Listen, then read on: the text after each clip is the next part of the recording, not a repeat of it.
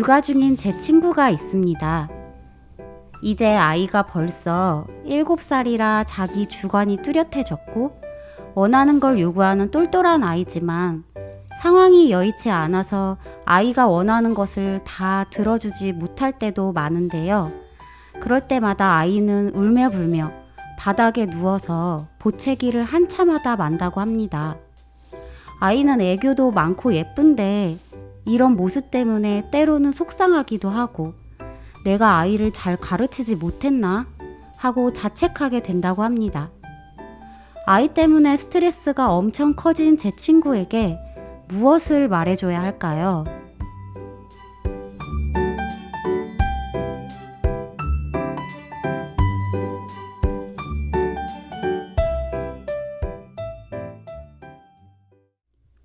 네, 사연 속 고민 잘 들었습니다. 저도 아이를 키우는 사람으로서 공감이 가고 또 아이를 키운다는 것이 여간 쉬운 일이 아니라는 걸 이 사연을 통해서 다시금 느끼게 되는데요. 오늘도 강사님과 함께 이 부분에 대해 이야기를 나눠보는 시간을 가지겠습니다. 강사님.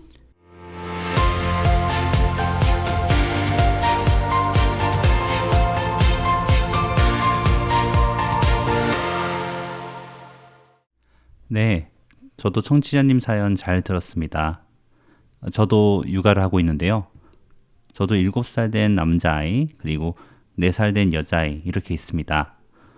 정말 사연을 들으면서 첫째 아이 또래 친구 얘기라 많이 공감도 되고 특히 교육 문제에 관해서는 많은 분들이 관심이 많으실 텐데 오늘은 이런 아이 교육에 대해서 함께 얘기 나눠보도록 하겠습니다. 네, 오늘은 아이 키우는 엄마 아빠분들이 잘 들어보셔야 할 주제인 것 같은데요. 아, 강사님 안 그래도 저희 아이가 지금 7살 또래 딸아이인데요. 저도 요즘 딸아이 때문에 고민이 있어요. 아, 어떤 고민이세요? 네, 밥을 먹을 때 가만히 앉아서 먹는 게 아니라 꼭 돌아다니면서 밥을 느리게 천천히 먹어요. 아이가 좋아할 법한 밥, 또 반찬을 해놓고 해도 먹는 시간이 정말 오래 걸리더라고요. 맞아요. 아이가 밥을 잘 먹지 않은 문제로 고민하는 부모님들이 참 많아요. 그런데 밥을 잘 안 먹는 아이들의 식습관을 고치는 좋은 방법이 있다는 사실 알고 계신가요? 뭘까요? 아이의 건강에 문제가 있어서 밥을 잘 먹지 못하는 경우가 아니라면 아이의 식습관을 잡아줄 수 있는 아주 확실한 방법이 있습니다. 바로 밥을 먹는 시간을 정해놓고 밥을 먹는 습관을 기르는 것입니다. 부모들은 아이의 식습관 문제를 해결하기 위해서 어떤 이 방법, 저 방법을 써보기도 하고 여러 노력을 기울이시는데요. 사실 대부분 아이들은 잘 먹지 않는 이유가 배가 고프지 않기 때문입니다. 식사 시간을 두고 아이가 밥을 다 먹지 않는다면 그냥 밥을 다 치우고 그 시간이 아니면 밥을 주지 않는다는 것을 아이에게 가르쳐 주는 것이죠. 많은 부모님들이 이 교육법을 시도하셨을 거예요. 그러나 조금의 시간이 흐른 뒤에 아이가 배가 고파져서 밥을 달라고 하는 경우가 있습니다. 이때 많은 부모님들이 아이의 요구를 그저 들어주고만 마는 것이죠. 그러나 아이의 올바른 식습관을 위해서는 이때 밥을 주어서는 안 됩니다. 식사 시간에만 밥을 먹을 수 있다는 사실을 알려줘야 하는 것이죠. 이것은 마치 하나의 원칙이자 절제력 같은 것인데, 사회자님 혹시 옛날 부모님 시절에 부모님이 6살, 7살인 어린 시절 혹시 아시나요? 자세히는 모르지만 어렵다고는 많이 들었어요. 예, 그때는 사실 밥 주세요라고 하는 아이의 요구는 있더라도 부모가 밥 좀 먹어라 라고 하는 경우는 없었어요. 맞아요. 저도 부모님 어린 시절에는 이런 일로 고민하는 부분이 거의 없었다고 들었어요.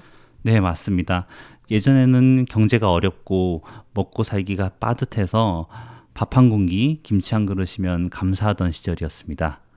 그때는 어떤 식사 메뉴로 투정 부리는 아이도 없었고, 그런데 요즘은 식사 시간에는 밥을 유독 잘 먹지 않으려는 아이들이 있어요. 특히 스마트폰에 중독된 아이들이 이 스마트폰이 없으면 더 식사 시간을 어렵게 느끼더라고요. 게다가 먹고플 때 때를 쓰면 먹을 수 있다거나 혹은 부모들이 안쓰러워 먹을 것을 아무 때나 내어준다거나 해서 절제력과 사고력을 많이 망가뜨려 놓았어요. 제가 이거 하나만 좀 말씀드릴게요. 식사 시간에는 밥을 먹어야 한다. 혹시 식사 시간에 밥을 먹지 않으면 밥을 반드시 치우므로 식사 시간에 안 먹으면 국물도 없다. 라는 것. 이번 식사 시간이 아니면 다음 식사 시간까지는 식사가 없다는 것을 깨닫게 해줘야 된다는 것입니다. 아이에게 식사 시간을 제한함으로써 아이가 자기 마음대로 하고자 하는 잘못된 욕구를 절제할 수 있도록 가르쳐 주는 것. 그것 또한 부모님의 몫인 거죠. 그러네요. 강사님의 이야기를 들어보니까 아이에게 잘 먹여야 한다는 그 명분 아래에 절제력이나 사고력을 키워주는 부분은 간과했었네요. 정말 우리나라가 경제 발전을 이렇게 했지만 또 절제력이 부족하고 현재의 경제 성장 속도가 욕망을 따라잡지 못하기에 부모가 이런 부분을 잘 가르쳐야 하는구나 하는 생각을 하게 됩니다. 오늘은 주제, 경제 발전과 욕구가 시사하는 마인드의 세계를 이야기하고 있는데요. 우리나라는 다른 나라에 비해 정말 빠르게 경제 성장을 한 나라입니다. 그래서 우리 부모님 세대에서는 이런 경제 발전의 성장의 역사를 몸소 체험한 세대인 반면에 요즘 이슈가 되고 있는 MZ세대는 이러한 과거의 어려운 시절을 겪어보지 못하고 성장한 세대라 사고관념이 많이 다른 것 같아요. 강사님은 이러한 시대적 상황에서 마인드 강사로서 어떤 점이 근본 문제라고 보시나요? 저는 경제 성장의 속도가 빠른 욕구 성장의 속도에 미치지 못한다는 점을 주목해서 특히 젊은 MZ세대가 우리보다는 나, 그리고 고진감래보다는 욜로, 즉 본인의 현재 행복을 가장 중요하게 여기는 점을 근본 문제로 보는 편이에요. 아시겠지만 욜로 그 자체가 표면적으로 나쁜 뜻은 아닙니다. 그러나 그 속에는 본질적으로 미래 혹은 타인을 위해서 희생하기를 원치 않고 현재 행복 혹은 쾌락을 위해 당장을 즐기고 소비하는 라이프 스타일이기 때문에 이는 이미 후회해도 다시 돌아갈 수 없고 미래의 불확실성을 전혀 대비하지 못하기 때문에 쉽게 나락으로 빠져들 수밖에 없다는 것입니다. 현재 행복과 나의 행복을 위해 희생이라는 어떤 투자는 없고 가까운 미래에도 없고 먼 미래에도 그런 투자를 기대할 수 없는 것이라서 마치 내 인생은 길지 않고 내 인생은 나만 있다고 그렇게 그저 여기는 착각을 해서 미래 가치를 저평가하는 오류를 범한다고 보는 것입니다. 그래서 이것으로 말미암아 많은 양산되는 문제점을 야기하게 됩니다. 맞아요. 최근에 욜로족이라는 말이 정말 많이 언급되었잖아요. 젊은 시절의 인내와 절제력을 키우지 못하고 자기 개발엔 게을리하는 친구들이 많았는데 지금은 그들이 성공했다거나 더 나은 환경이 되었다거나 행복하다고 할 수는 없어 보여요. 맞습니다. 스토로에게 있어서도 사실 큰 후회를 남깁니다. 이전에 제가 존경하는 목사님 한 분께서 자기 아들 교육법을 잠깐 이야기하신 적이 있는데요. 당시 젊은 시절 목사님은 가난했었다고 합니다. 그에게는 아들이 있었는데 목사님께서는 한편으로 이런 생각을 했다고 하셔요. 내가 설령 돈을 많이 벌게 되고 형편이 좋아진다고 하자. 그렇다고 이 아이의 욕망, 욕구가 커가는 속도를 도저히 따라갈 수는 없겠다. 그럼 내가 이 아이에게 어떻게 해야 행복을 줄 수 있을까? 욕구를 채우지 못하면 불만이 가득한 채 살아가야 할 텐데 내가 아들을 위해서 정말 해줘야 할 것은 어릴 때부터 이 욕구를 제어하고 절제할 줄 아는 마인드를 키워줘야겠다 라고 생각하셨대요. 그래서 아이가 10가지 정도를 요구하면 그저 한 4-5가지 정도만 들어주셨다고 해요. 설령 더 많이 요구한 사항을 다 들어줄 수 있었는데도 말이죠. 그렇게 키워졌던 아들은 미국 유학생활을 시작하게 되면서 목사님으로부터 낡은 중고차 한 대를 선물 받게 되는데요. 그때 정말 고마워했다고 합니다.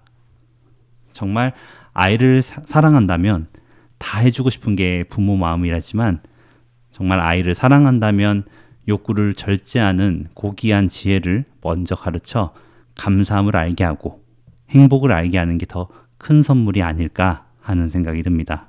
그러네요. 방금 예시를 들어봤을 때 정말 아이 엄마로서 내 아이에게 무엇을 해줘야 가장 좋을까? 이런 고민을 자주 하는데 이런 것만큼 중요한 게 또 없겠다는 생각이 드네요. 정말 아이를 키우면 특히 이런 절제력에 대한 지혜가 중요함을 많이 느껴요. 네, 저도 마찬가지입니다. 그래서 아이를 키우면서 저 또한 철이 들고 진정한 지혜도 배우게 되는 것 같은데요. 정말 우리는 하나 알아야 될 것 같습니다. 삶이 여유롭고 얼마든지 편하게 살 수 있다 하여도 적절히 욕구를 자제하고 어려움을 피하지 않고 겪어보려고 한다면 되려 절제력이 키워지고 자신보다는 타인을 더 배려하게 되면서 마인드가 점차 강해진다고 생각합니다.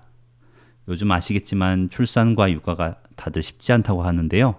그래서 우리나라 출산율이 벌써 OECD 국가 중에 꼴찌라고 합니다. 이제는 욕구 절제력이나 자신보다는 남을 위하는 마음 이런 것들은 기대할 수 없는 상황에 되려 미래 세대보다 지금의 당장의 나만 중요하다는 마인드가 팽배합니다. 어려운 환경 상황을 그저 본능적으로 피하려고만 하지 말고 어려운 상황을 그대로 받아들여 보셔서 욕구를 자제하고 진정한 미래 가치에 당신의 마음을 투자해 보시기를 권해봅니다. 오늘 사연처럼 아이 양육을 위해 고생하시면서도 아이의 욕구를 잠재워주지 못해 절제력을 키워주지 못해 자책하시는 수많은 어머님들이 계실 텐데요. 이제는 아이가 10을 요구하면 4나 5 정도만 들어주면서 강인한 절제력을 키워주시고 욕구를 좀 더 낮춰주세요. 아이의 투정이 지금보다는 반 이상으로 줄어들 겁니다. 오늘 강연은 여기까지 하겠습니다. 감사합니다.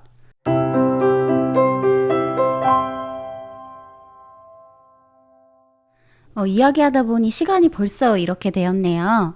오늘은 강사님을 모시고 경제 발전과 욕구에 대한 마인드 강연을 한번 들어보았는데요. 눈부신 경제 성장의 역설을 보는 느낌이었고, 한편으로는 우리가 너무 돌아보지 못하고 어려운 환경에서 고민 회피만 하고 있었다는 마음이 듭니다. 오늘은 여기까지 하도록 하겠습니다. 강사님, 오늘 강연 감사합니다. 감사합니다.